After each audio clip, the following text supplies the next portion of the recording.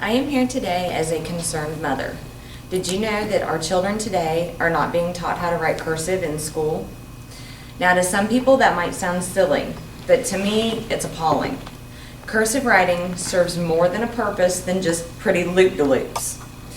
Most states have changed to the Common Core standards. Here's what it says about writing.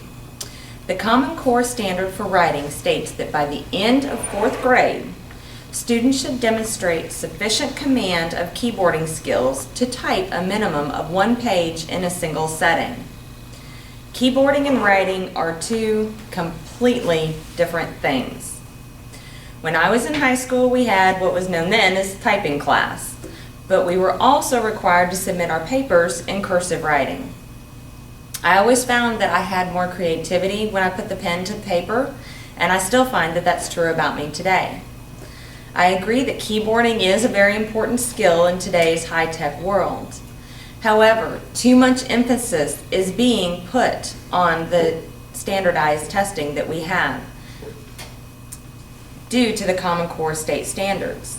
If the schools would take just an hour away from the practice testing that they have to do every single day, every single week, that would give our children almost an extra 15 minutes of a day of learning how to write cursive.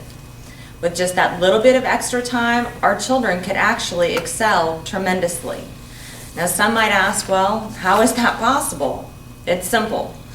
Cursive writing increases brain activity and it develops the fine motor skills. McKinney quotes Iris, creator of the New American Cursive program.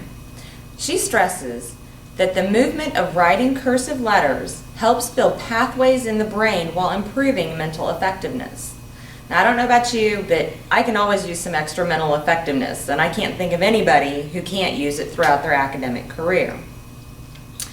On top of that, Rand Nelson of Peterson Direct Handwriting says that it also activates a part of the brain that leads to language fluency. Cursive writing requires fine motor skills. When practicing these fine motor skills, it is shown that children with learning disabilities are able to have a better written outcome when using cursive because each pen break when you print creates a disruption in the thinking process of the brain. Another reason why our children should still learn cursive is that if our kids can't write cursive, how are they going to read it? Here's an example of what I'm talking about. Middle school instructor Mr. Gortzman began teaching about 6 years ago. He has great penmanship.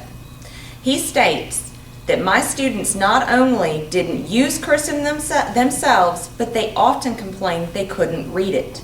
I have adapted and I print. For starters, our teachers shouldn't have to adapt and print in middle school. But if those students can't read his good penmanship, how can they read the Declaration of Independence or any other historical document? Because they're all almost written in cursive. So they need to learn how to write it in order to read it. In conclusion, cursive writing is becoming a lost art. We need to stand up and let the schools know that it is not acceptable. Cursive is just as important as keyboarding in today's high-tech world, but it also stimulates the brain and our children have to be able to read it. It is for those reasons that a while back I took action in my own home and made my children start writing cursive. Now that they have learned cursive, my younger son's handwriting isn't so bunched up together and it doesn't look like one sentence. It has helped him separate his words. My daughter, it makes her happy because she now has her own personal style. Of course, to girls, it looks pretty. So if you have a child, I encourage you to teach them cursive and you will see a difference.